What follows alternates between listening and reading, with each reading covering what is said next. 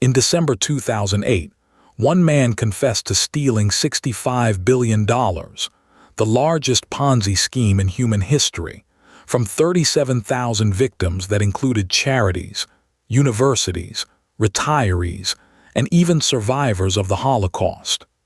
Picture handing your entire life savings to a soft-spoken gentleman the whole world trusted, watching your account statement climb like clockwork for 20 straight years, then learning on one freezing winter morning that every single dollar was gone, and had been gone for decades. But how does one quiet man in a lipstick-shaped office tower fool banks, billionaires, movie stars, and the Securities and Exchange Commission for nearly 30 years, while a suspicious math geek screams the truth into the void and nobody listens? This is the story of how the former chairman of the Nasdaq stock market built a $65 billion mirage out of nothing but a firm handshake, and a con so old it already had a name. Let's rewind to New York, to the party before the fall. It's the early 2000s, and if trust had a human face, it wore a monogrammed shirt and answered to the name Bernie. Bernard Madoff was not some greasy hustler working a phone in a strip mall. This was Wall Street royalty. He helped build the Nasdaq, the electronic stock market itself, and he served as its chairman, which is a little like being asked to referee the Super Bowl and quietly deciding to bet on it too. He had an apartment on the Upper East Side, a beach house, a yacht literally named Bull, and a client list that read like an award show seating chart. Movie directors, movie stars, Nobel laureates, giant banks in Europe. When Bernie Madoff managed your money, you didn't just have an investment, you had a status symbol, a velvet rope, a bragging right at the country club. And here was the bait that reeled everyone in: his returns. Year after year, Madoff reported gains of 10 to 12%, smooth and steady like a heartbeat monitor on a very healthy patient. Not a roller coaster, a monorail. Markets crash, Bernie's up.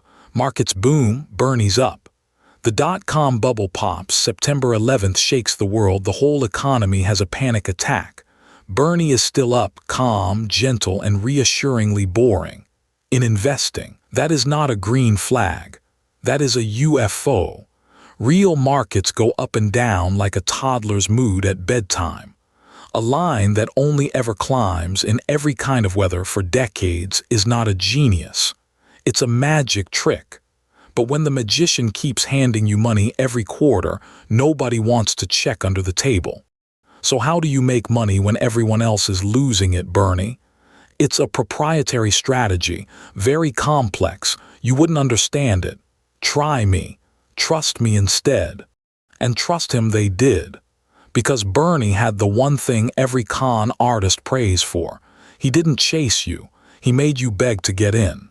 Now here comes the part you can explain to a 5-year-old, because it is genuinely that dumb.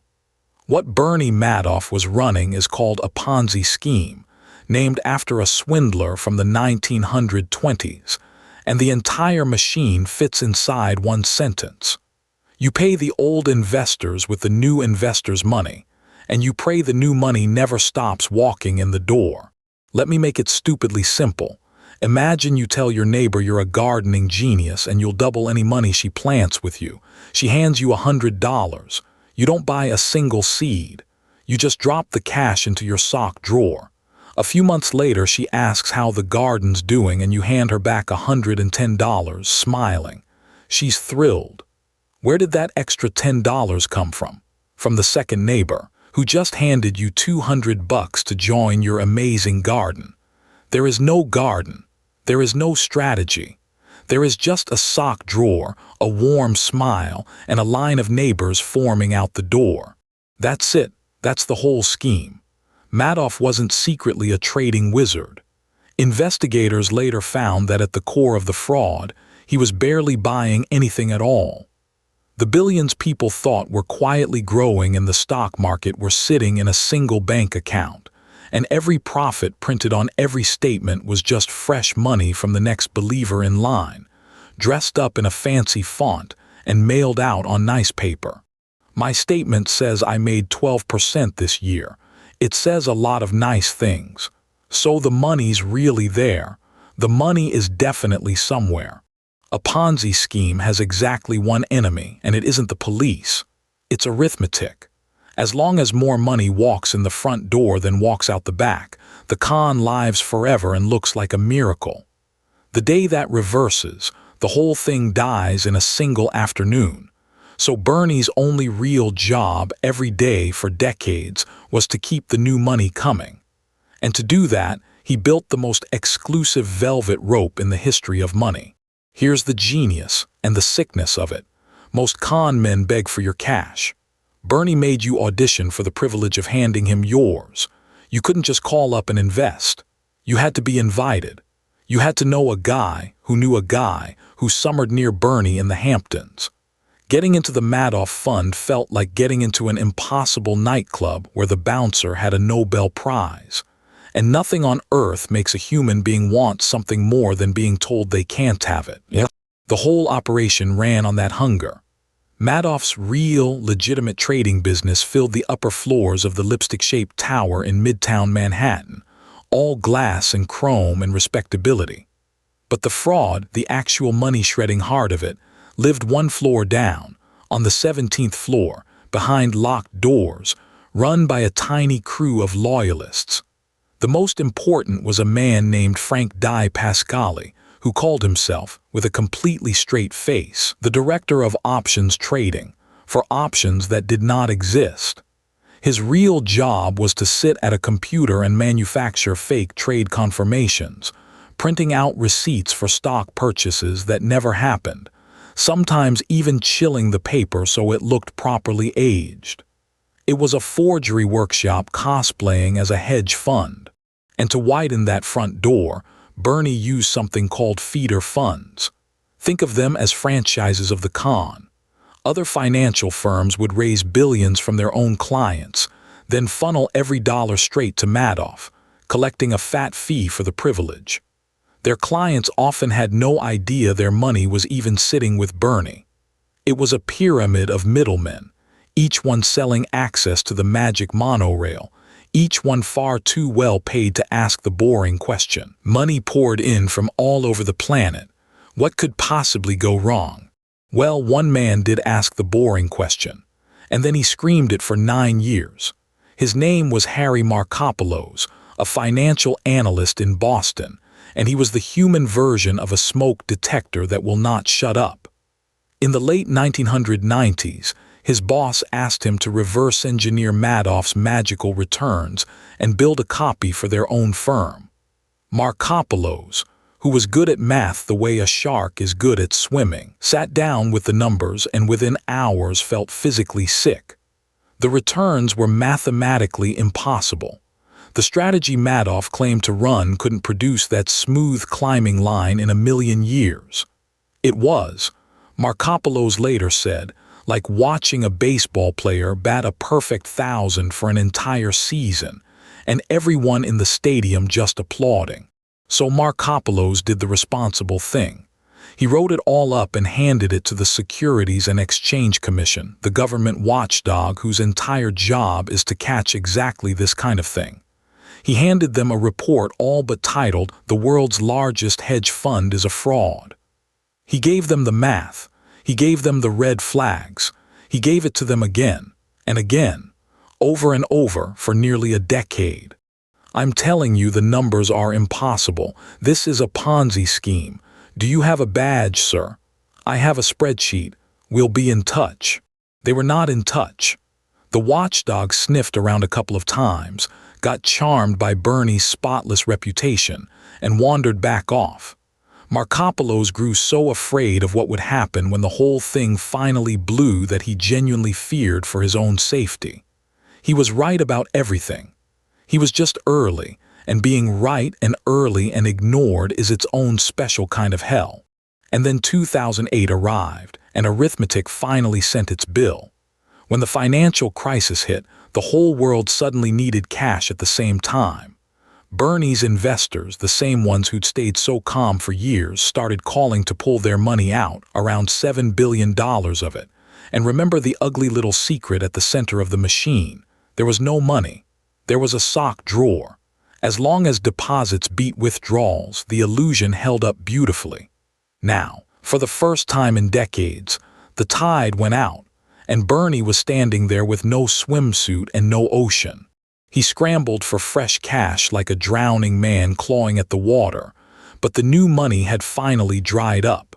The most expensive gap in financial history, tens of billions of dollars of nothing, was about to become visible to everyone at once. By early December, Bernie knew the monorail had run clean out of track. So he did the only thing left. He confessed. In the second week of December 2008, he pulled his two grown sons, Mark and Andrew, who worked at the legitimate side of the firm, into his Manhattan apartment, and he told them the truth. That the whole thing, the returns, the statements, the empire, the legend, was, in his own reported words, one big lie. That there was nothing behind it. That it was all, quote, just one giant Ponzi scheme. How much is missing, Dad? About $50 billion, give or take. His sons, reportedly stunned into silence, walked out and turned their own father into the federal authorities that very night. The next morning, December 11, 2008, the FBI arrived at the apartment. We're here to talk about the fraud. There is no innocent explanation, Bernie told them, quietly, almost relieved. And the largest con in the history of money was finally over, brought down not by the watchdog, not by the banks, not by the geniuses he'd fooled, but by an old man who simply ran out of new believers. So who paid the bill? Same as it ever is. Not really Bernie. The regular people. Those 37,000 victims were not all yacht-owning billionaires. They were retirees who had handed over every dollar they had. Charities forced to shut their doors overnight. Universities. And in one of the cruelest details in the entire story, a number of Holocaust survivors, including the charitable foundation of Nobel laureate Elie Wiesel, lost their savings to a man they had trusted without a second thought. People who had already survived the worst thing humanity ever built, wiped out in their old age by a gentle smile and a yacht named Bull. In June 2009, Bernie Madoff stood in a courtroom and was sentenced to 150 years in federal prison. 150. For a 70-year-old man, that is not a sentence, it's a statement. A number chosen by the judge to say out loud that some debts can simply never be repaid. Madoff would die behind bars in 2021, a sick old man in a prison medical center, largely alone. But the heaviest sentence in this story was never the one handed to Bernie, because the wreckage rolled far, far past that courtroom. On the exact 2-year anniversary of his father's arrest, December 11, 2010, his son Mark Madoff, drowning in the shame, the lawsuits, and a last name that had become a curse in every headline, took his own life in his apartment while his young son slept in the next room. Frank Di Pasquale, the forger from the 17th floor, pleaded guilty and cooperated with the government. The name Madoff, once a golden ticket you begged for, became a punchline and a wound. The father built the machine, and in the end his own family got fed into it. So here's what Bernie Madoff actually teaches you, and it isn't really about finance at all. It's about that smooth, beautiful, impossible line. Every victim was staring at a statement that only ever went up, in good years and bad, calm as a heartbeat, and almost none of them ever asked why. Because the lie was never really the fake trades or the 17th floor or the feeder funds. The lie was the thing everybody desperately wanted to be true. That somewhere out there is a special, quiet genius who found the secret, who beats every market in every kind of weather, and who, if you're just lucky and connected enough, might let you stand behind his velvet rope. Harry Markopolos did the math and saw a monster. Everyone else did the same math and saw a miracle, because a miracle was so much more comfortable to believe. 37,000 people handed their entire trust to a line on a piece of paper, because the line told them exactly what they wanted to hear. So the next time an investment feels too smooth, too steady, too good to ever lose, Ask the one boring question that would have saved $65 billion. Not how much am I making? Ask instead, where is the money right now today? Because in the end, Bernie Madoff never once showed anyone the garden, and for almost 30 years nobody made him.